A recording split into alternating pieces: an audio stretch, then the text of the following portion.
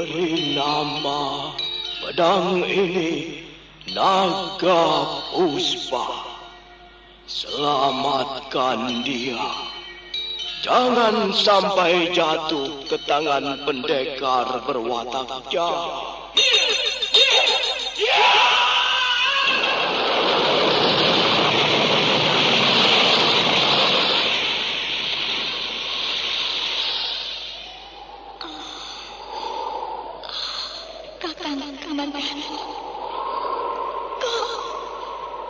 Kau masih juga tidak percaya bahwa aku mencintaimu. Mesin, maafkan aku, Mesin. Mesin. Mesin.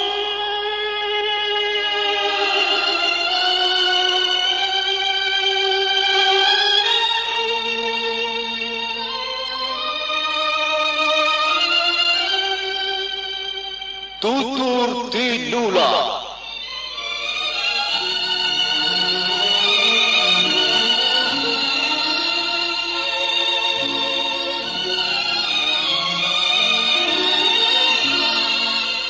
Sebuah sandiwara radio serial, produksi Sanggar Cerita dan Teater Sanggar Prativi. Sebuah kisah dengan latar belakang sejarah runtuhnya Singasari dan berdirinya Kerajaan Majapahit.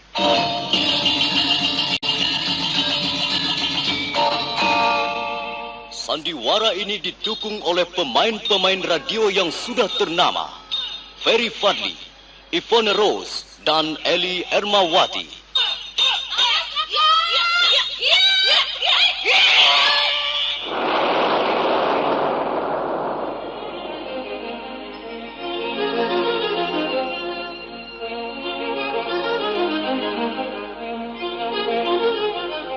Cerita ini ditulis dan diolah oleh S. Tijab, hiasan musik dan sutradara C. Ispriyonoka.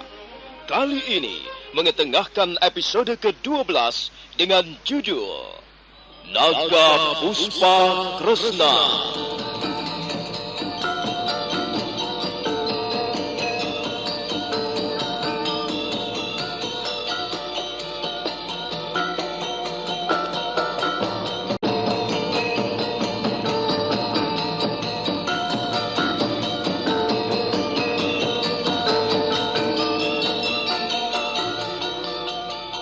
Dalam seri ke-345 ini didukung oleh para pemain Sono Sugiarso sebagai Empu Lungga, Ferry Fadli sebagai Arya Kamandanu, Ivone Rose sebagai Sakawuni, Lili Nur Indasari sebagai Luh Jinggan, Rini Marjan sebagai Mandini, Suryadin sebagai Mandana, dan Asdi Suhastra pembawa cerita. Selamat menikmati. Kaman kemudian menceritakan perihal pedang naga Puspa yang berhasil direbut oleh pendekar lain.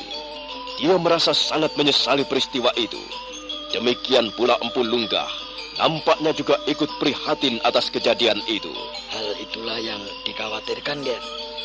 Karena itu Guru Sasi tidak mengizinkan seorang pun di antara murid-muridnya menciptakan pedang ataupun senjata lain yang bisa dipergunakan untuk memainkan ilmu kanuragan naga Puspa tahap yang ketiga. Iya, saya mengerti Bapak Lunggah. Dan apa yang dikhawatirkan itu ternyata sekarang telah terjadi. Saya sangat menyesal. Saya sungguh-sungguh menyesali kejadian ini. Baiklah, Angger. Sekarang ini Angger Kamandanu apakah sudah mempunyai rencana tertentu? Saya sedang kebingungan, Bapak Lunggah. Saya menjadi putus asa sekarang. Saya ingin sekali merebut kembali pedang itu dari tangan Pubajil. Tapi dengan kemampuan yang saya miliki sekarang ini, apakah itu mungkin? Karena itu, Bapak Lunggah, saya mohon pertolongan Bapak. Saya ingin memperdalam ilmu kanuragan naga Puspa tahap yang ketiga. Untuk memainkan jurus-jurus pedang itu dibutuhkan kekuatan tenaga dalam yang sangat besar, Nger. Saya tidak yakin apakah Angger mampu memenuhinya. Saya sanggup berlatih dengan tekun, Bapak Lunggah. Berapa lama dibutuhkan waktu untuk mempersiapkan tenaga dalam itu? Tenaga dalam sebesar itu tidak akan dapat Angger kumpulkan. Sekalipun Angger Kamandanu menggunakan seluruh sisa hidup Angger untuk berlatih. Jadi bagaimana Bapak Lunggah? Apakah boleh dikatakan bahwa saya telah gagal? Oh, sabar, Nger. Tenanglah. Biarlah saya memikirkan hal ini secara lebih cermat lagi. Saya membutuhkan waktu untuk berpikir. Baiklah Bapak Lunggah. Saya akan menunggu. Saya sangat membutuhkan. Kamandanu? Kamandanu? Ada apa Sakawuni? Sudah beberapa hari kita tinggal di pondok Bapak Lunggah. Bagaimana perkembangannya? Apa saja yang telah diberikan Bapak Lunggah kepadamu? Aku masih harus menunggu, Buni. Sampai kapan kau masih harus menunggu? Entahlah Sakawuni. Entahlah sampai kapan aku masih harus menunggu. Pekerjaan menunggu memang membosankan. Apalagi kalau kita menunggu sesuatu yang belum pasti. Apa maksudmu? Bapak Lunggah ikut prihatin atas hilangnya pedang naga puspa. Beliau kelihatannya sangat kecewa. Kamandanu, kita semua kecewa karena peristiwa itu. Yang penting sekarang ini, ilmu kanuragan naga puspa tahap yang ketiga.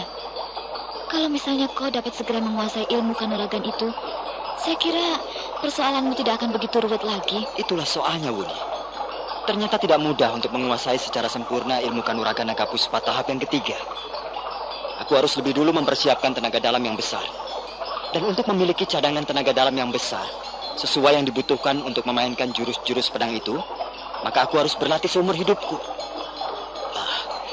Sudahlah, Wuni. Aku kira aku telah gagal. Aku tahu. Sebenarnya Bapak Lunggah hanya tidak mau mengatakan bahwa aku tidak berbakat untuk memainkan jurus-jurus pedang itu. Kau jangan putus asa, Kamandanu. Kukira Bapak Lunggah tidak bermaksud demikian. Dia hanya tidak mau berterus terang padaku, Wuni. Kukira Bapak Lunggah adalah orang yang sukar berterus terang, Kamandanu. Lalu bagaimana sekarang? Apa yang bisa kulakukan sekarang? Terus-menerus berlatih mempersiapkan tenaga dalam? Sampai kapan? Itu tidak mungkin, Wuni. Aku tidak bisa menghabiskan seluruh waktuku untuk melatih tenaga dalam. Apakah Bapak Lunggah tidak mengatakan sesuatu yang lain padamu? Tidak. Aku hanya disuruh menunggu. Tapi rasanya aku sudah gagal, Wuni. Usahaku akan sia-sia saja. Pedang naga puspa telah hilang. Dan ilmu kanuragan naga puspa tahap yang ketiga tidak mungkin dapat kukuasai. Ilmu itu akan tetap menjadi rahasia bagiku seumur hidup. Kamandanu, sudah kukatakan agar kau jangan cepat putus asa. Mengapa kau ini? Mengapa kau tiba-tiba berubah menjadi cengeng? Sudah sepantasnya seorang laki-laki tetap berdiri dengan tegar, Kamandanu. Ayo, bangkitlah, Kamandanu. Harapan masih ada. Selama dalam hatimu masih menyenarkan semangat, harapan itu akan tetap ada. Iya, mudah-mudahan saja begitu. Nah, sekarang marilah kita turuti pesan Bapak Lunggah. Kita tunggu saja. Siapa tahu Bapak Lunggah akhirnya dapat memperoleh jalan keluar. Aku tahu kau sedang mengesalkan sesuatu. Iya kan? Apa yang membuatmu kesal ini? Siapa yang kesal, Ayah? Aku tidak kesal kok. Aku baru saja berjalan-jalan di belakang sana. Apa kau melihat Angger Kamandanu dan Nini Sakawuni? Aku melihat mereka di sana. Mereka sedang bermesraan di dekat pancuran sana. Hah? Bermesraan? Kau mungkin salah lihat, Nini, jurus pedang itu. Apakah masih ada gunanya, Bapak? Tenanglah, Nger. Saya akan menceritakan sesuatu. Mungkin cerita saya ini bisa dianggap sebagai dongengan belaka. Bukanlah cerita nyata. Tapi jarak antara dongengan dengan cerita nyata hanyalah sejengkal, Nger. Karena itu kita tidak boleh meremehkan dongengan. Suatu saat, dongengan bisa berubah menjadi suatu kenyataan. Apakah Angger Kamandanu setuju dengan pendapat ini? Saya setuju, Bapak Lunggah. Bisa saja suatu ketika sebuah dongengan berubah menjadi kenyataan. Kita memang tidak pernah tahu apa yang akan terjadi. Nah, begini, Nger. Semalam saya sudah mengatakan kepada Angger betapa beratnya persyaratan yang harus dipenuhi untuk bisa memainkan jurus-jurus ilmu kanuragan naga puspa tahap yang ketiga secara sempurna. Angger membutuhkan cadangan tenaga dalam yang sangat besar. Kalau misalnya Angger Kamandanu mulai berlatih malam ini selama 10 tahun, atau mungkin 20 tahun, atau bahkan 30 tahun lamanya, maka cadangan tenaga dalam yang Angger peroleh barangkali belumlah cukup memadai, Nger. Saya mengerti, Bapak Lunggah. Artinya saya tidak mungkin dapat menguasai secara sempurna jurus-jurus ilmu pedang naga puspa tahap yang ketiga. Iya, dengan kata lain memang begitu, Ngger. Kecuali Angger Kamandanu mengalami suatu keajaiban. Keajaiban? Apa maksud Bapak Lungga? Kecuali Angger bertemu dengan ular naga puspa Kresna.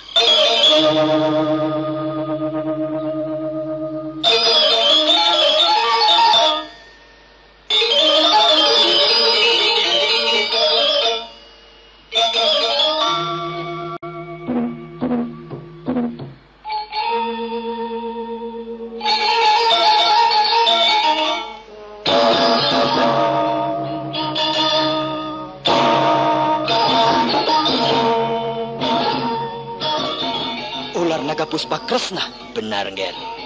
Kresna artinya hitam. Jadi ular naga puspa Kresna artinya ular naga puspa hitam.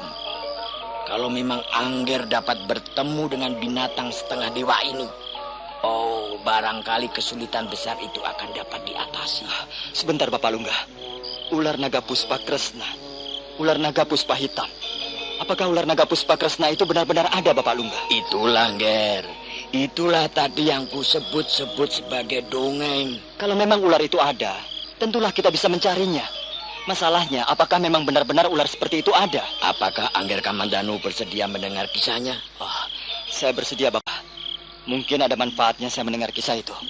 Bagaimana dongengannya, Bapak? Dengar, Ngger. Sekarang ini kita hidup di atas dunia yang bernama Manusapada.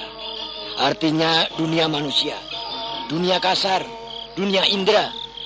Tapi sesungguhnya di balik dunia kasar ini, dunia indrawi, masih terdapat dunia-dunia lain yang lebih halus wataknya, sifatnya, kodratnya. Nah, dongengan ini berasal dari dunia yang... Kau kejam, Kakang. Kau telah sampai hati mencampakkan cintaku. Bukan begitu, Yai Mandini. Kita harus menuruti peraturan-peraturan yang berlaku di mana kita... Sudahlah, Kakang. Aku tahu, sebenarnya hatimu tertuju kepada wanita lain. Kau jangan kira aku tidak tahu, Kakang. Sebenarnya, kau lebih mencintai Dewi Mahacakri ketimbang diriku. Jangan salah paham, Yai Mandini. Aku pun mencintaimu dengan setulus hatiku. Hatiku menjadi sedih kalau kau tidak mau mempercayai kata-kataku. Tidak. Aku tidak percaya pada kata-katamu, Kakang Mandana. Kau memang tampan. Kau gagah dan perwira. Tapi nampaknya kau hanyalah seorang dewa pengecut. Kau tidak mampu memenuhi keinginanku. Kau takut memenuhi hasratku. Dan hal ini telah membuatku sangat kecewa, Kakang. Kau benar-benar telah mengecewakan aku.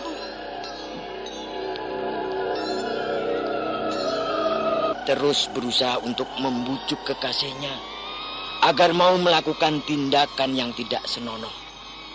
Sekalipun Dewa Mandana berusaha menolak, tapi akhirnya pertahanannya runtuh juga. Dia terpikat, dia terbujuk, dan akhirnya mereka tercebur ke dalam lubang yang sangat hina.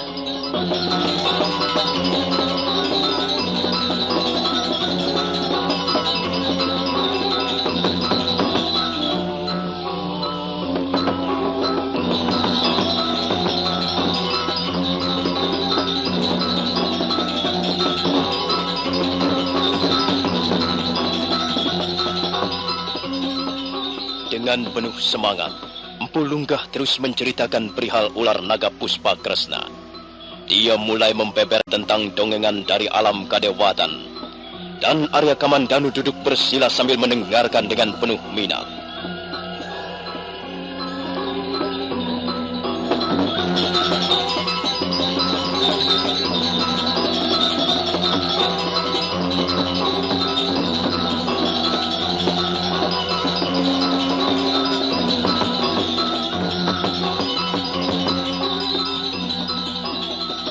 Nah, saudara pendengar, bagaimanakah kisah selanjutnya? Apa yang akan dialami oleh Dewi Mandini dan Dewa Mandana? Saudara pendengar, silakan menunggu seri berikutnya. Sampai jumpa.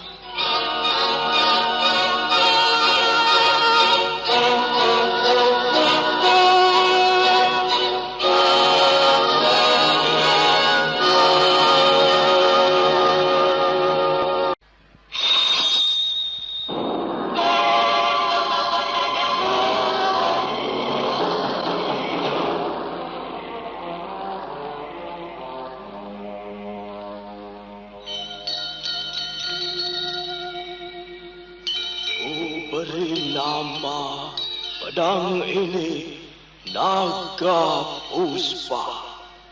Selamatkan dia. Jangan sampai jatuh ke tangan pendekar berwatak jahat.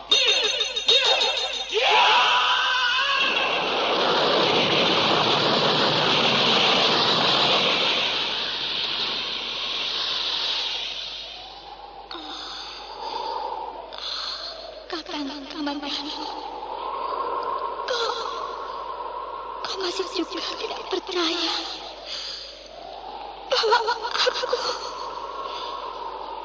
mencintaimu. Maisin, maafkan aku, Maisin. Maisin. Maisin.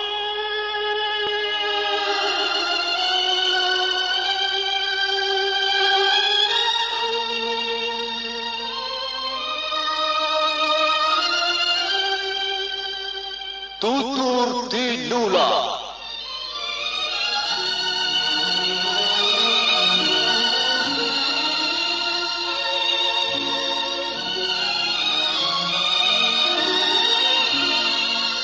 Sebuah sandiwara radio serial, produksi Sanggar Cerita dan Teater Sanggar Prativi.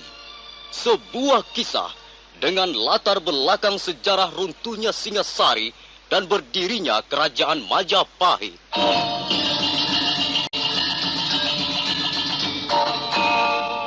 Sandiwara ini didukung oleh pemain-pemain radio yang sudah ternama, Ferry Fadli, Ivone Rose, dan Eli Ermawati.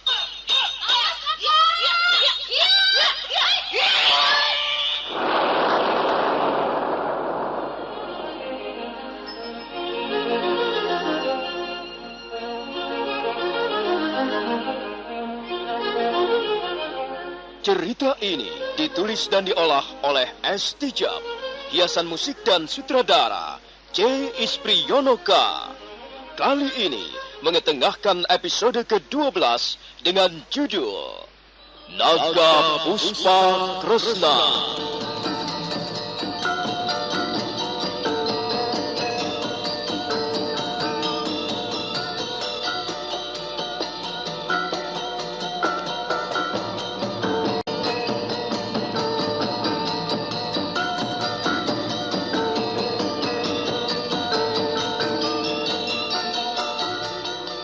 Dalam seri ke-346 ini didukung oleh para pemain Rini Marjan sebagai Mandini, Suryadin sebagai Mandana, Billy sebagai Batara Siwa, Sono Sugiarso sebagai Empu Lunggah, Ferry Fadli sebagai Arya Kamandanu, Ivone Rose sebagai Sakawuni, dan Asdi Suhastra pembawa cerita. Selamat menikmati.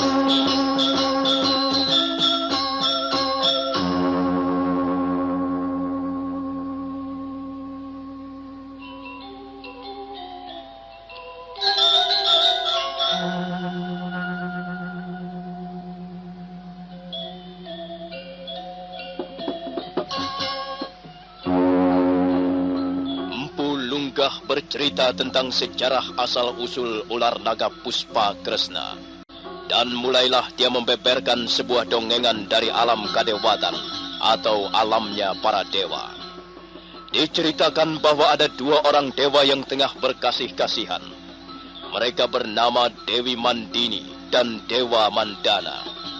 Dewi Mandini karena terdorong oleh hawa nafsunya berusaha untuk membujuk kekasihnya agar mau melakukan tindakan yang tidak susila.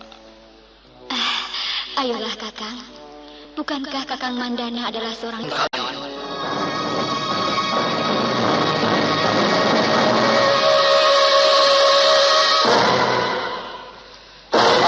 makhluk berbudi rendah. Kalian tidak pantas hidup di alam kadewatan. Kalian telah mencemari alamnya para dewa. Kalian telah mengotori tempat tinggal.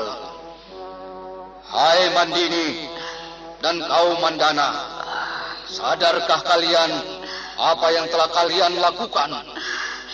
Batara Siwa, ampunilah kami. Kami telah lupa diri. Batara Siwa, dewa junjungan kami. ampunilah kami. Kami mengaku bersalah. Kami telah terpleset ke dalam lumpur dosa. Kalian berdua harus diganjar dengan hukuman yang setimpal. Kalian harus dihukum berat. Badara Siwa kemudian mengibaskan jubahnya. Selanjutnya tangannya yang menggenggam cambuk bergerak melayang ke arah Dewi Mandini. Cambuk itu berkelebat dan menimbulkan api bagaikan kilat.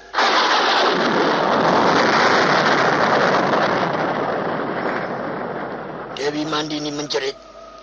Dewa Mandana segera melepaskan tangan kekasihnya yang telah berubah menjadi seekor naga hitam.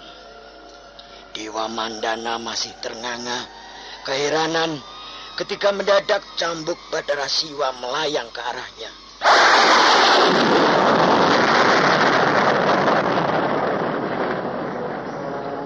Kali ini pun cambuk Badara Siwa tepat mengenai sasarannya. Seketika Dewa Mandana berubah bentuk menjadi seekor naga putih. Wajah Badara Siwa masih merah padam. Matanya bagaikan memancarkan cahaya api yang bernyala-nyala.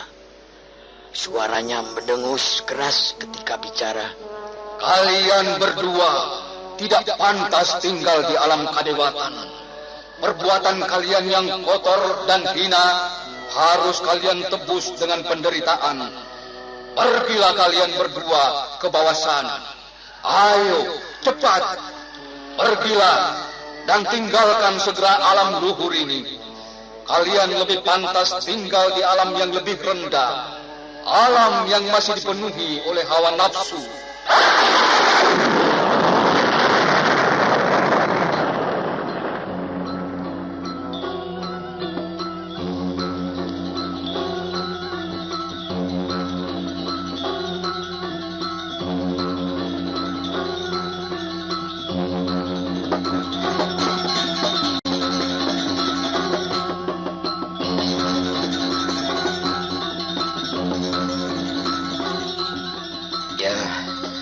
Begitulah, Ger.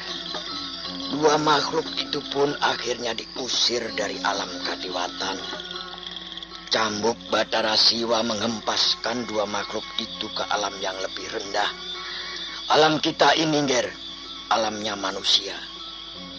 Dewi Mandini yang telah berubah menjadi ular naga puspa berwarna hitam, nampaknya sangat kecewa dan marah. Sementara itu Dewa Mandana yang telah berubah menjadi seekor ular naga putih berusaha mengejar dan menghibur hati kekasihnya. Dua makhluk itu pun kejar mengejar tiada hentinya. Dewi Mandini berusaha untuk menghindar. Dan seringkali Dewa Mandana kehilangan jejak kekasihnya. Lalu, apa saja yang dikerjakan oleh ular naga hitam itu setelah tiba di muka bumi ini, Bapak Lungga? Ya, itulah, Ger. Dewi Mandini atau ular naga hitam berusaha untuk menghindari kejaran ular naga putih. Dan Dewi Mandini memang mempunyai benih-benih watak yang tidak baik, Ger. Dia seringkali mengganggu manusia, apalagi manusia yang berwajah tampan dan berhati mulia. Maaf, Bapak Lungga. Lalu apakah hubungannya antara Dewi Mandini atau ular naga puspa hitam itu dengan ilmu kanuraga naga puspa tahap yang ketiga? Nah, begini, Ger. Saya memperoleh dongeng ini dari guru saya, Empu Sasi. Entah benar, entah tidak. Tapi katanya Empu Sasi pernah menjumpai secara langsung ular naga puspa Kresna. Bahkan dia pernah bertarung melawan ular itu. Dalam pertarungan maut, Empu Sasi berhasil digigit bagian lengan kirinya. Tapi karena Empu Sasi memiliki kesaktian yang luar biasa besarnya, dia mampu bertahan hidup. Bahkan kemudian kekuatan tenaga dalamnya semakin berlipat ganda. Selanjutnya Empu Sasi mulai merenungkan peristiwa yang baru saja dialaminya. Kemudian dia merakit pengalamannya itu menjadi sebuah ilmu baru yang dinamakan ilmu kanuragan naga puspa. Tapi sayang sekali, Nger. Beliau terpaksa tidak bisa mengajarkan ilmu ini kepada murid-muridnya. Karena memang dibutuhkan persyaratan yang sangat berat. Persyaratan seperti yang sudah saya kemukakan kepada Angger Kamandanu. Saya masih belum bisa percaya sepenuhnya kepada dongengan itu, Bapak Lungga. Terus terang, saya masih belum bisa mengambil manfaatnya. Sudahlah, Nger. Percayalah. Kalau memang ada jodohnya, Angger pasti menemukan jalan untuk memperoleh kekuatan itu. Soal dongengan ini, Arya Kamandanu terlelap juga. Dan ketika jatuh tertidur, dia seperti melihat layar kehidupan dibuka di depan pelupuk matanya.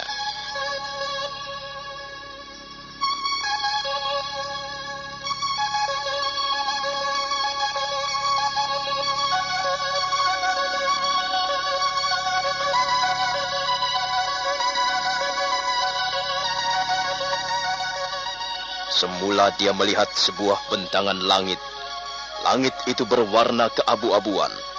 Selanjutnya dia melihat langit itu dipenuhi kabut tipis. Mendadak dia melihat 2 buah bintang bernyala-nyala. Bintang itu bergerak ke sana kemari secara beraturan. Arya Kamandanu terkejut karena bintang itu kemudian berkemerah-merahan. 2 buah bintang kembar itu terus bergerak perlahan-lahan, bergulung-gulung di dalam buayan kabut. 2 bintang itu terus bergerak semakin mendekat. Akhirnya Arya Kamandanu melihat 2 bintang itu ternyata adalah sepasang mata. Ya, sepasang mata. Sepasang mata berwarna kemerah-merahan yang terus bergerak ke sana kemari. Dan pada saat berikutnya, dia melihat bayangan seekor ular berwarna hitam. Ular itu tidak begitu besar, hanya sebesar jempol kaki manusia. Panjangnya tidak lebih dari 2 depa. Tiba-tiba ular itu berhenti bergerak dan menatap kepadanya dengan tajam. Sisik ular berkilat-kilat bagaikan kepingan mata uang logam yang sudah usang. Arya Kamandanu menggigil ketakutan. Ular naga hitam itu terus menatapnya dengan tajam, semakin tajam dan semakin tajam. Tidak, pergi kau, pergi, jangan ganggu aku.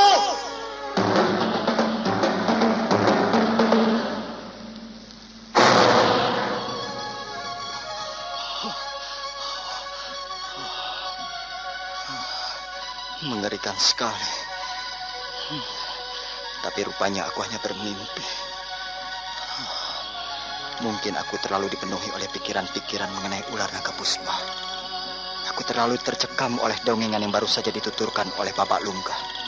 Tapi, benarkah ular seperti itu ada di muka bumi ini? Bukankah ular naga puspa Kresna hanyalah sebuah dongengan belaka? Terus-menerus bercokol di pusat pikirannya. Semakin dikipaskan, semakin dilupakan. Sosok ular hitam itu semakin nampak nyata, seolah-olah menari-nari di depan pelupuk matanya. Hai Kamandanu? Kamandanu? Apa yang sedang kau pikirkan? Tidak, Wuni. Tidak. Tidak. Jelas kau sedang memikirkan sesuatu. Matamu menerawang jauh ke sana. Jelas pikiranmu sedang tidak ada di tempat. Apa yang telah mengganggu pikiranmu, Kamandanu? Sudahlah, kau tak perlu merisaukan tentang ilmu kanuraga naga puspa itu. Aku yakin Bapak Lungga akan mau menolongmu. Kita tunggu saja. Kau harus bersabar, Kamandanu. Tidak, Wuni. Bukan soal itu. Lalu, soal apa lagi? Semalam aku bermimpi. Nah, pastilah kesehatanmu sedang tidak beres, Kamandanu. Tapi tidak. Kau tidak demam. Dahimu tidak panas. Kau bermimpi bertemu dengan seorang gadis cantik, ya? Iya. Kau tahu siapa nama gadis cantik yang kau temui dalam mimpimu itu? Kamandanu? Ada apa kau ini? Tidak, Wuni. Tidak apa-apa. Aku sehat. Aku katakan bahwa aku semalam bermimpi. Iya. Siapa nama gadis yang kau temui dalam mimpimu itu? Nini Lujinggan, ya? Kau ini macam-macam saja, Wuni. Aku tidak bermimpi bertemu dengan gadis. Dengar, Wuni. Semalam aku bermimpi bertemu dengan seekor ular. Aku tahu, Kamandanu. Kalau seseorang bermimpi bertemu dengan seekor ular, artinya ada seorang gadis yang mengharapkan cintanya. Kau percaya tidak? Kau tidak usah khawatir. Jelas gadis itu bukan aku. Aku kan cukup tahu diri. Tapi aku khawatir kalau gadis itu bernama Nini Lucinggan. Sebab kalau memang benar demikian, keadaannya bisa menjadi runyam. Tidak, Wuni. Makna mimpiku semalam sama sekali tidak menyangkut diri seorang gadis. Aku bertemu dengan seekor ular naga berwarna hitam. Matanya sangat tajam memandang kepadaku.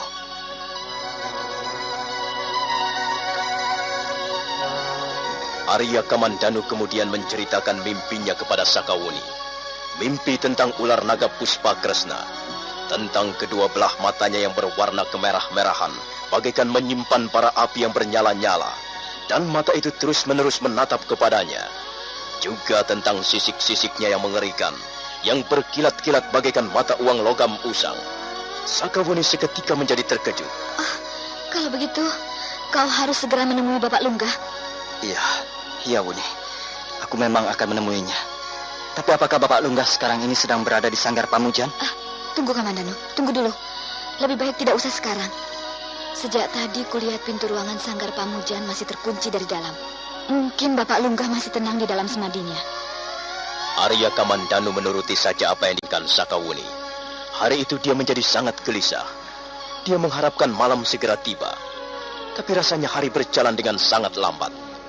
Arya Kamandanu menjadi girang ketika melihat sinar matahari mulai berwarna kemerah-merahan. Dan sebentar kemudian, bola raksasa berwarna merah itu pun tenggelam ke mulut Cakrawala.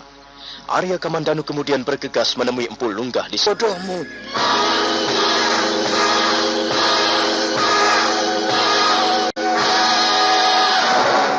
Arya Kamandanu menatap Empu Lunggah dengan pandangan bertanya-tanya. Mungkin sudah nasibmu. Apa itu artinya? Mungkin sudah jodohmu. Apa artinya? Sementara wajah Empu Lunggah masih dipenuhi ketegangan. Nah, saudara pendengar, apa yang dimaksudkan Empu Lunggah dengan nasib ataupun jodoh itu? Silahkan menunggu seri berikutnya. Sampai jumpa.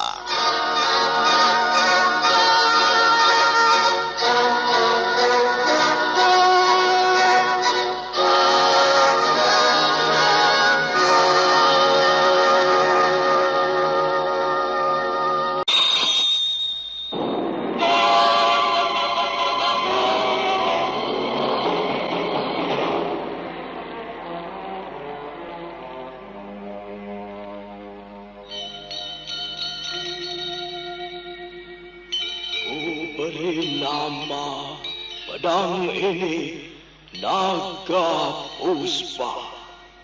Selamatkan dia. Jangan sampai jatuh ke tangan pendekar berwatak jahat.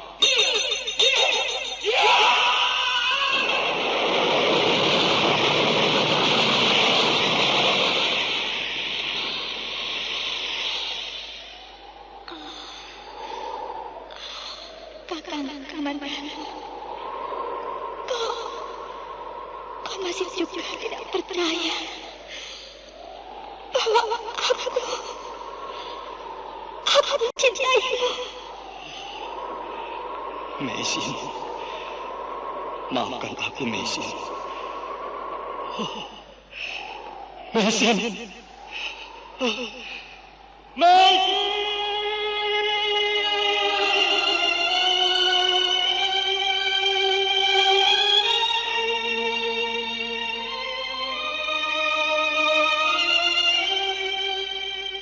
Tutur Tinula.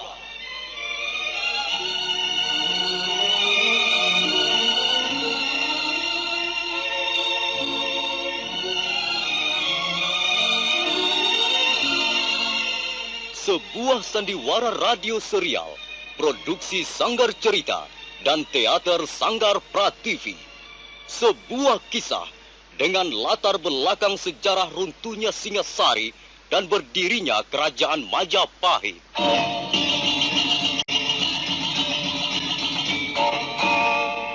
Sandiwara ini didukung oleh pemain-pemain radio yang sudah ternama. Ferry Fadli, Ivone Rose, dan Eli Ermawati.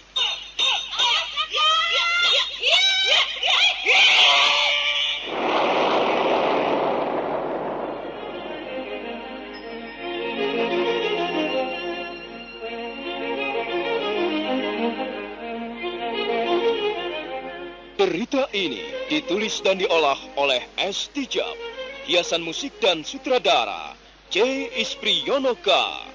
Kali ini mengetengahkan episode ke-12 dengan judul Naga Puspa Kresna.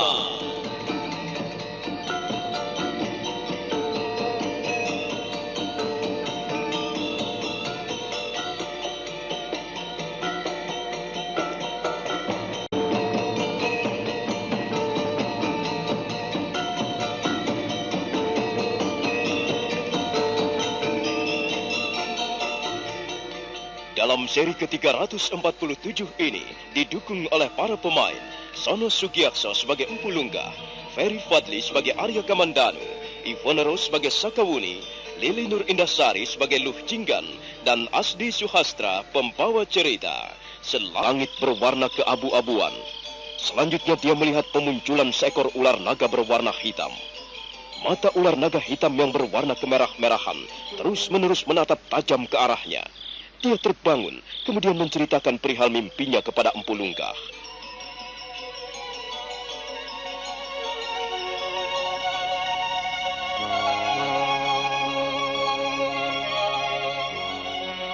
Ada 3 macam mimpi, Nger. Titiyoni, Gondoyoni, dan Puspotajem. Titiyoni merupakan mimpi bunga tidur. Sedangkan Gondoyoni merupakan mimpi sebagai pantulan dari peristiwa yang sudah terjadi. Dan Puspotajem merupakan mimpi yang memberikan perlambang kepada segala macam peristiwa yang belum terjadi dan yang akan dialami oleh seseorang. Kalau begitu mimpi saya semalam termasuk mimpi Puspotajem. Bukankah demikian, Bapak Lungga? Titiyoni biasanya terjadi ketika seseorang bermimpi pada sore hari. Gondoyoni biasanya terjadi menjelang tengah malam. Sedangkan Puspotajem terjadi setelah tengah malam atau menjelang fajar menyingsing.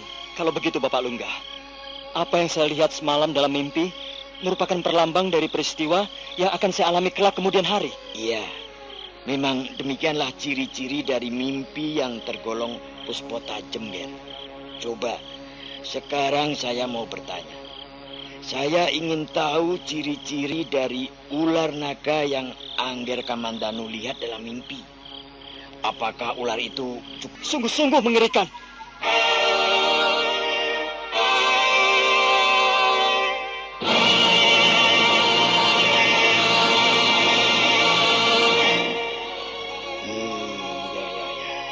Mungkin memang sudah nasibmu, Nger.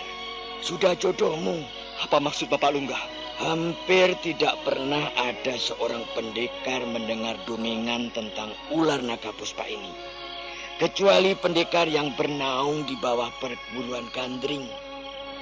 Dan Angger Kamandanu bukan saja mendengar dongengan ini, tapi kemudian langsung menemukannya di dalam mimpi. Ini merupakan peristiwa yang sangat langka. Menurut keyakinan kami, Nger, murid-murid Empu Sasi yang merupakan penerus dari murid-murid perguruan Gandring. Jika seorang pendekar telah bertemu dengan saya, akan meminta petunjuk kepada Yang Maha Kuasa agar saya dapat memberikan saran ataupun nasihat yang tepat dan berguna untuk Angger Kamandanu.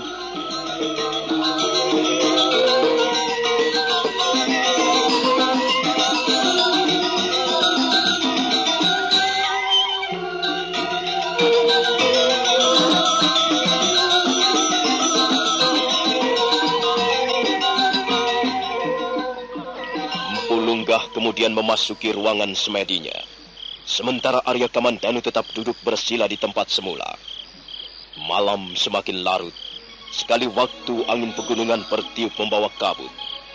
Tak lama Empu Lungga kembali muncul dari balik pintu bilik semedi. Dan mereka pun kembali duduk berhadap-hadapan. Angger Kamandanu kelihatannya sudah sangat lelah.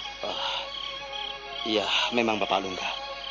Saya sebenarnya sangat lelah. Saya juga mengantuk. Tapi saya sudah tidak sabar lagi menunggu petunjuk-petunjuk dari Bapak Lungga. Baiklah, Nger. Ketika sedang bersamadi, sepertinya saya mendengar suara berkumandang di gendang telinga saya. Saya tahu bahwa suara itu sebenarnya adalah suara-suara pikiran saya sendiri. Mendadak saya teringat, setahun sebelum Guru Sasi meninggal, beliau pernah berkata kepada kami bertiga. Beliau mengatakan bahwa suatu ketika dongengan tentang ular naga Puspakresna bisa menjadi suatu kenyataan. Beliau juga mengatakan bahwa ular siluman itu menampakkan diri di dekat Candi Kagenengan. Maaf Bapak Lungga, kalau tidak salah, Candi Kagenengan adalah candi tempat Raja Singasari yang pertama diperabukan. Benar, Nger.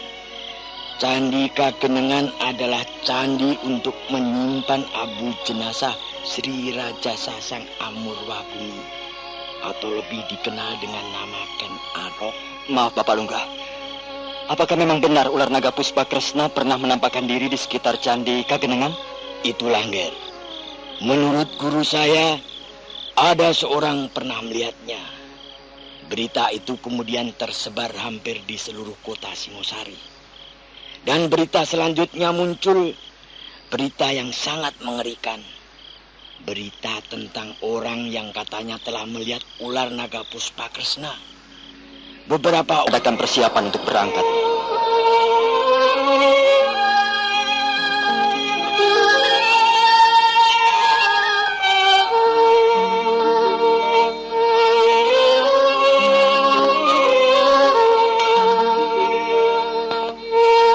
Maka demikianlah, Arya Kamandanu memutuskan untuk berangkat malam itu juga. Sebelum pergi, dia sekali lagi minta diri kepada Empu Lunggah. Kemudian dia melangkah ke arah Serambi di mana Sakawuni dan Luh Jinggan terbaring dalam tidurnya. Dan setelah dirasa cukup, maka Arya Kamandanu bergegas meninggalkan pondok Empu Lunggah. Sebentar kemudian dia sudah berlari-lari kecil menuruni Bukit Kedung Peluk.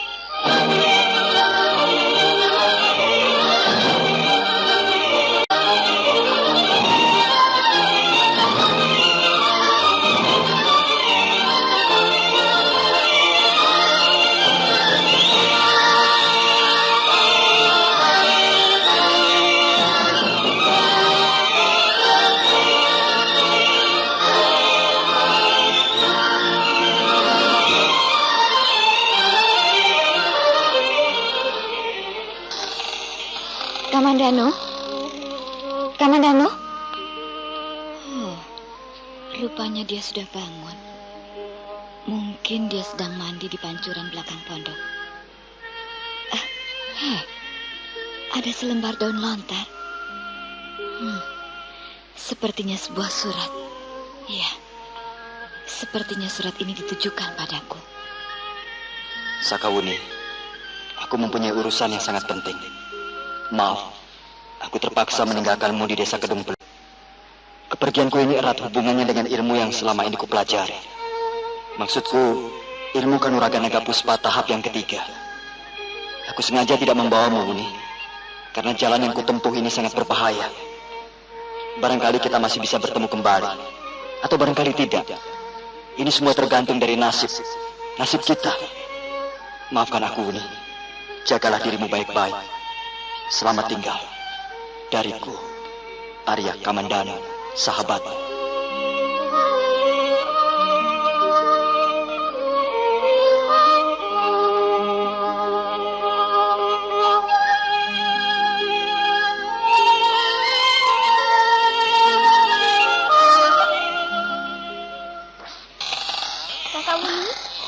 Kakak Wuni? Ada apa adik lu? Hei, Kakak Wuni menangis ya?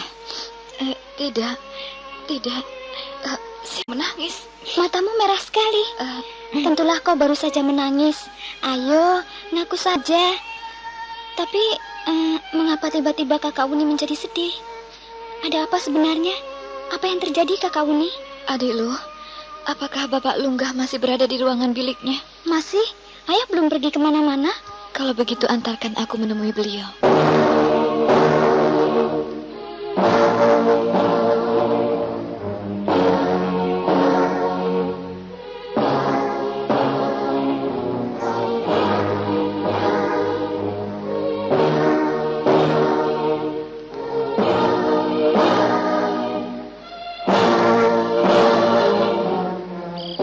Sakawuni menjadi sedih karena tiba-tiba Arya Kamandanu secara diam-diam pergi meninggalkannya.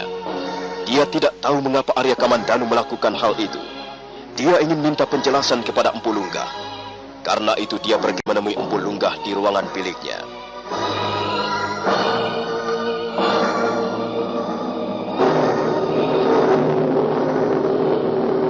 Nah, saudara pendengar, bagaimanakah kisah selanjutnya?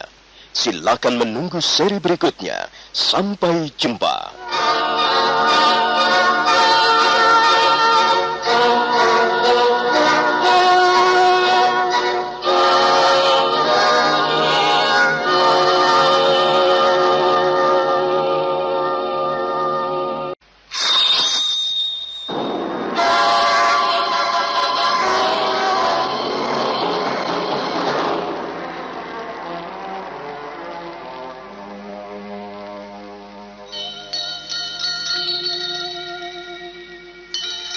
Beri nama pedang ini Naga Puspa. Selamatkan dia. Jangan sampai jatuh ke tangan pendekar berwatak jahat.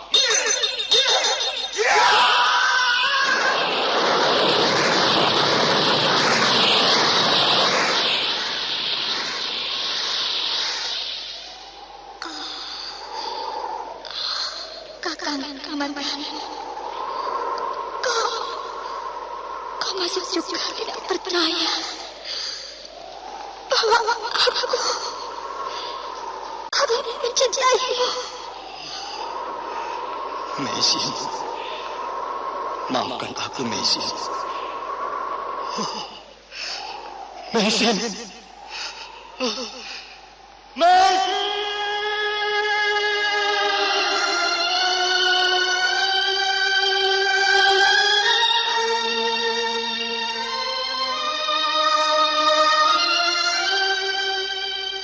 Tutur Tinula.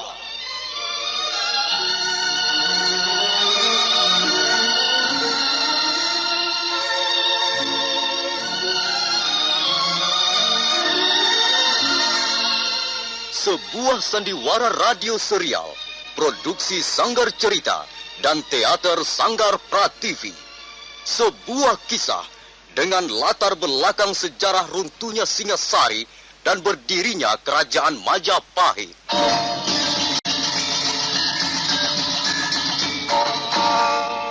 Sandiwara ini didukung oleh pemain-pemain radio yang sudah ternama, Ferry Fadli, Ivone Rose, dan Eli Ermawati.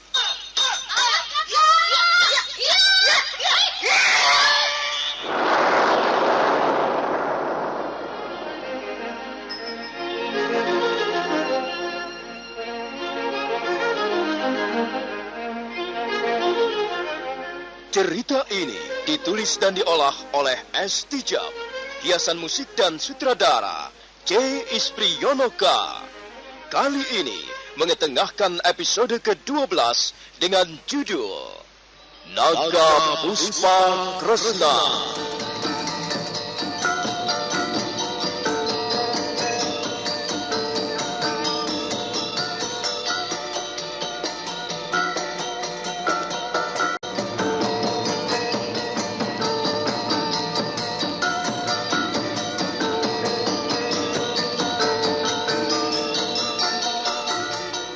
Dalam seri ke-348 ini didukung oleh para pemain Sono Sugiakso sebagai Empu Lunggah, Ivone Rose sebagai Sakawuni, Lilinur Indasari sebagai Luh Jinggan, Ferry Fadli sebagai Arya Kamandanu, Elias sebagai petani, dan Asdi Suhastra pembawa cerita. Selamat menikmati.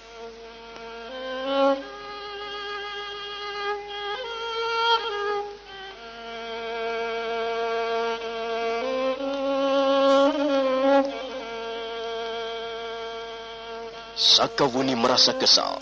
Di samping kesal dia juga merasa sedih karena Arya Kamandanu diam-diam pergi meninggalkannya. Dia hanya menerima selembar daun lontar yang berisi tulisan-tulisan. Karena belum jelas duduk perkaranya, Sakawuni maksud minta keterangan kepada Empu Lunggah. Karena itu dia buru-buru menemui Empu Lunggah di ruangan biliknya. Luh Jinggan mengiringi di belakangnya.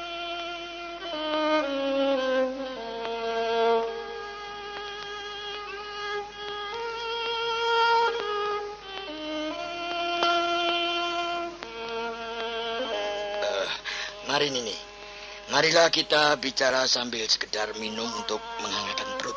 Ayo Nini, silakan. Terima kasih Bapak Lungga. Saya hanya ingin tahu kemana perginya Arya Kamandanu.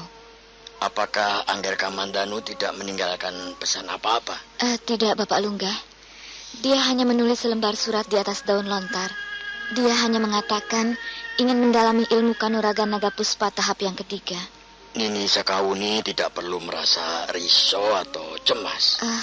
Angger Kamandanu mempunyai tujuan yang pasti. Sebaiknya Nini Sakawuni menunggu saya di desa Kedung Peluk. Saya kira Angger Kamandanu pergi tidak akan lama. Maaf Bapak Lungga, saya hanya sekedar ingin tahu kemana perginya. Kakak Uni menangis setelah membaca surat Kakang Kamandanu, Ayah. Mungkin Kakak Uni kesal dan sedih karena ditinggal di sini. Diamlah, Ndo. Kau belum saatnya untuk ikut bicara soal-soal seperti ini. Ayah selalu begitu. Katanya aku sudah bukan gadis kecil lagi. Kau memang sudah bukan gadis kecil lagi, Ndo. Namun begitu, usiamu masih terlalu muda. Kalau begitu, lebih baik aku pergi dari sini. Lebih baik aku bermain-main saja dengan Jamantara. Jamantara, Jamantara.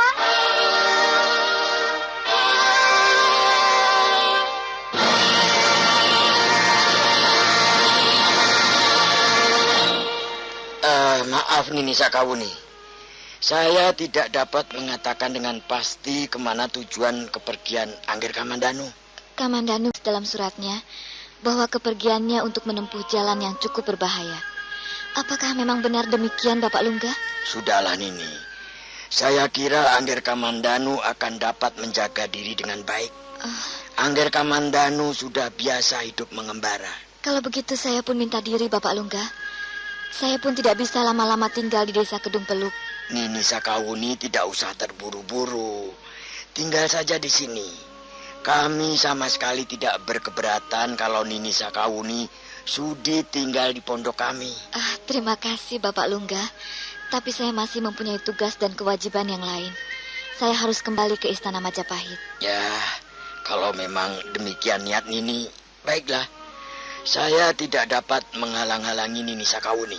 Setelah mohon diri, Sakawuni segera mengadakan persiapan untuk kembali ke Majapahit. Empu Lunggah dan Luh Jinggan mengantarkannya sampai di tepi halaman pondok. Tunggu segini. Mengapa Nini Sakawuni harus berjalan kaki? Saya kira Jamantara dapat mengantarkan Nini. Jamantara? Iya, Kakak Uni. Jamantara dapat mengantarkan Kakak Uni. Enak sekali naik di atas punggung Jamantara. Lebih empuk dibandingkan punggung seekor kuda. Kakak Uni tidak percaya? Tidak usah. Saya tidak biasa mengendarai seekor harimau. Mengapa Nini Sakawuni tidak mencobanya? Jamantara! Jamantara! Begitu Empu Lunggah selesai berteriak memanggil, mendadak dari balik gerombolan semak belukar muncullah seekor harimau putih. Jamantara segera melangkah perlahan-lahan menuju ke arah Empu Lunggah.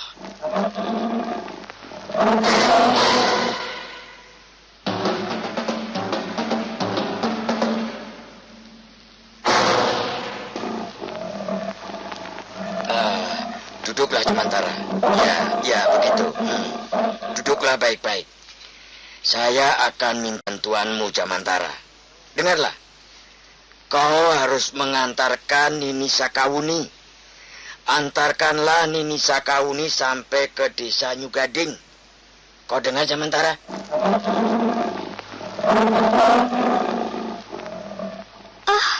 Jamantara, rupanya kau bersedia mengantarkan Kakak Uni ya? Tapi kau harus berhati-hati ya. Jangan berlari terlalu kencang. Kakak Uni belum biasa naik di atas punggungmu. Apakah dia bisa berlari dengan kencang, adik Lu? Jamantara bisa berlari seperti angin kencangnya. Kalau Kakak Uni tidak percaya, Kakak Uni bisa membuktikannya sendiri. Baiklah, saya akan mencoba naik ke atas punggungnya. Tapi, apakah dia benar-benar mau mengantarkan saya, adik Lu? Jamantara sudah mengatakannya sendiri, Kakak. Dia tadi menggeram. Dan kami tahu bahwa Jamantara bersedia mengantarkan Kakak Uni. Jamantara akan mengantarkan Nini Sakawuni sampai ke desa Nyugading. Di sana Nini dapat mencari seekor kuda yang cukup bagus. Selanjutnya, Nini dapat meneruskan perjalanan dengan kuda. Ya, baiklah. Terima kasih Bapak Lungga. Nah, adik lu, saya pergi dulu ya. Selamat jalan Kakak Wuni. Sakawuni lalu naik ke atas punggung Jamantara. Harimau putih itu menggeram sekali, tapi dia masih belum juga bergerak. Dia masih mendekam di tempatnya semula. Pejamkanlah matamu, Kakak Wuni. Agaknya Jamantara akan membawa Kakak Wuni berlari kencang. Pejamkanlah matamu, supaya Kakak Wuni tidak takut. Sakawuni menuruti apa yang dikatakan Luh Jinggan. Dia segera memejamkan kedua belah matanya. Pada saat selanjutnya, Jamantara kembali menggeram. Lalu binatang berwarna putih itu pun melompat tinggi. Sakawuni hampir saja terpental. Untung dia segera dapat menguasai keseimbangannya. Sakawuni berpegangan pada bulu-bulu leher Jamantara yang tebal. Dan cara berlari bagaikan terbang meninggalkan pondok Empu Lungga.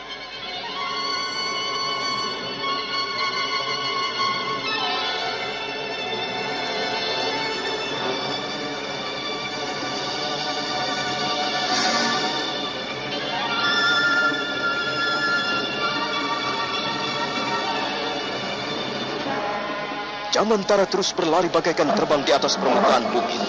Semula Sakawuni merasa agak was-was, tapi akhirnya dia dapat menyesuaikan diri dengan gerakan binatang itu. Akhirnya, setelah beberapa saat lamanya berlari, mereka pun tiba di tepian desa New Gading. Terima kasih Jamantara. Terima kasih atas pertolonganmu. Ternyata kau seekor binatang yang sangat baik. Saya tahu Jamantara. Rupanya kau buru-buru hendak kembali ke pondok tuanmu.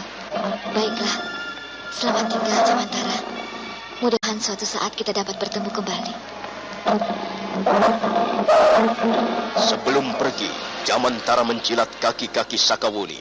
Sakawuni menjadi geli, tapi hatinya tersentuh oleh rasa haru. Sakawuni melihat Jamantara membalikkan punggungnya. Kemudian hewan berwarna putih itu pun melompat dan berlari bagaikan terbang di atas permukaan tanah. Sebentar kemudian tubuh Jamantara sudah lenyap di balik batu-batu padas.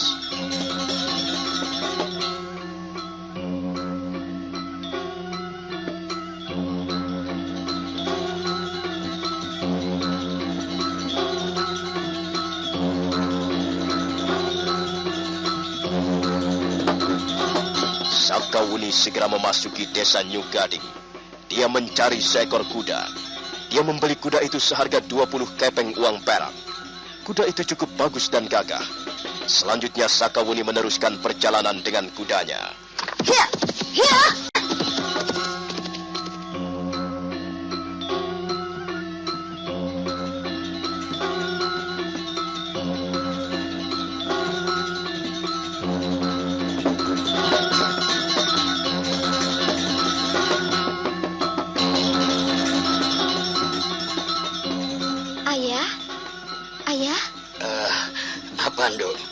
Kau ingin mengatakan apa pada ayahmu? Kau masih juga belum tidur? Ayah kelihatan gelisah. Sejak tadi, ayah belum menyentuh makanan yang saya sediakan. Apa sebenarnya yang telah mengganggu pikiranmu, ayah? Memang, ayah sedang gelisah. Ayah sedang memikirkan Angger Kamandanu. Sebenarnya, Kakang Kamandanu pergi kemana, ayah? Oh, saya tidak dapat mengatakannya kepadamu, Nduk. Saya hanya dapat mengatakan bahwa Angger Kamandanu pergi untuk memperdalam ilmunya. Apakah dia tidak dapat memperdalam ilmunya di tempat ini, ayah? Saya kira ayah dapat memberikan bimbingan dan tuntunan kepadanya. Mestinya Kakang Kamandanu tidak usah pergi. Kasihan Kakak Wuni. Oh iya, ayah. Menurut pendapatku, Kakang Kamandanu dan Kakak Wuni adalah pasangan suami istri. Bagaimana pendapatmu, ayah? Kok ini bicaramu ngelantur saja, Nduk. Sudahlah, apa urusanmu kalau memang mereka itu pasangan suami istri? Kau cemburu ya? Ayah, cemburu? Apa itu artinya? Oh, cemburu artinya kau takut kalau benar-benar Angger Kamandanu adalah suami Nini Sakawuni. Dengan begitu kau tidak mempunyai harapan lagi untuk bisa mendekatinya. Iya kan? Kau cemburu kan? Ayah, mengapa aku harus cemburu? Sudahlah, Nduk. Sekarang dengarkan. Barangkali malam nanti ayah mau pergi. Ayah mau pergi juga. Dan aku bagaimana? Kau tunggu rumah bersama Jamantara. Kau bersedia bukan tunggu rumah? Jangan pergi kemana-mana. Ayah curang. Aku tidak boleh pergi kemana-mana. Sementara ayah sendiri pergi. Bagaimana ini? Ayah tidak adil. Kalau ayah pergi, aku juga mau pergi. Oh, jangan begitu, Nduk. Kau sudah semakin dewasa. Kau harus belajar bertanggung jawab mengurus rumah. Lagi pula ayah pergi tidak lama. Kau tunggu rumah bersama Jamantara. Baiklah. Tapi ayah harus mau berjanji. Setelah ayah kembali nanti, akulah yang ganti akan pergi. Aku akan pergi bermain-main dengan Jamantara. Aku akan pergi ke sana, mengitari bukit-bukit itu. Dan aku akan kembali lagi setelah 2 hari. Bagaimana, ayah?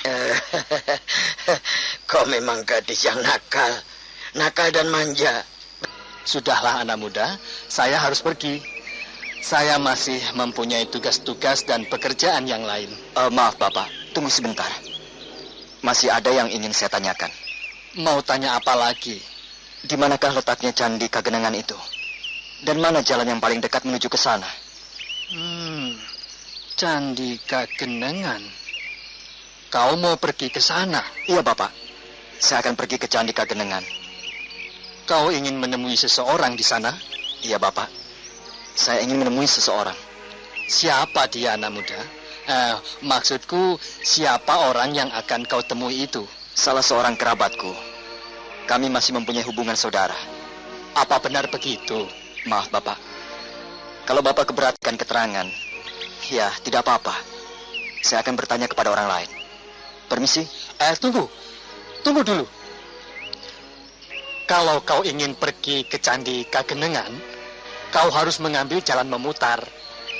Ketahuilah anak muda, sekarang ini kau salah jalan.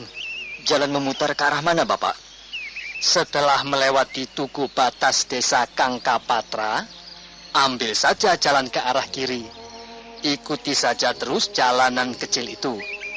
Nah, jalanan itulah yang akan mengantarkanmu ke Candi Kagenangan.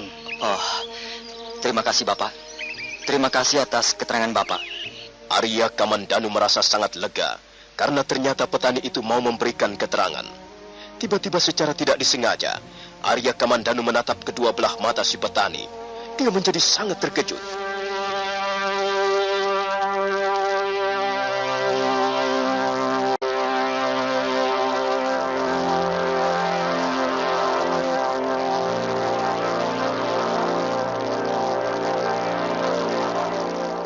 Arya Kamandanu mundur beberapa langkah, dan dia masih terus menatap kedua belah mata si petani. Mendadak dia melihat bola mata petani menjadi berwarna merah. Tubuh Arya Kamandanu menggigil ketakutan. Dia teringat mimpinya. Ya, sepasang mata itu. Sepasang mata yang sangat mengerikan. Sepasang mata milik ular naga Puspa Kresna. Arya Kamandanu segera membuang pandangannya ke tanah. Sepasang mata itu, aku tidak akan pernah melupakannya. Sepasang mata yang mengerikan. Sepasang mata yang memancarkan kekuatan gaib dari balik dunia hitam. Siapakah sebenarnya petani ini? Dia masih terus memandangku. Dia memandangku seolah-olah ingin menelan seluruh tubuhku. Hei, anak muda, ada apa dengan dirimu? Hei, anak muda, ada apa dengan dirimu? Tidak.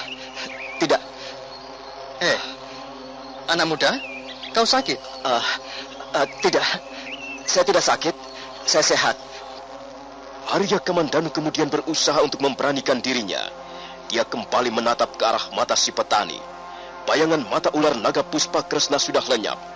Arya Kamandanu menjadi lega. Tapi tiba-tiba kembali dia terkejut. Dia melihat leher si petani. Leher itu bersisik, leher itu hitam legam bagaikan arang, dan sisiknya berkilat-kilat bagaikan kepingan-kepingan mata uang logam yang sudah usang. Tidak. Hei, ada apa dengan dirimu anak muda? Tunggu dulu anak muda. Ada apa dengan dirimu? Tidak. Jangan ganggu aku.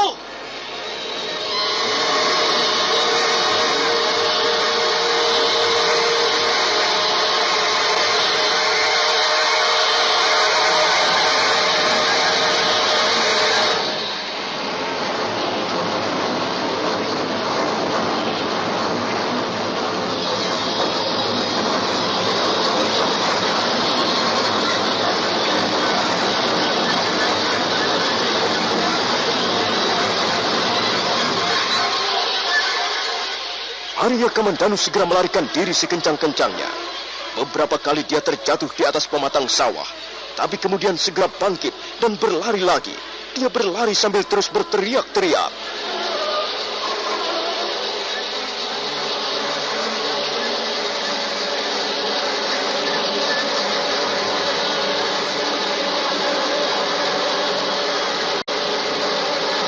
Nah, saudara pendengar, bagaimanakah kisah selanjutnya? Apakah sebenarnya yang sedang dialami oleh Arya Kamandanu?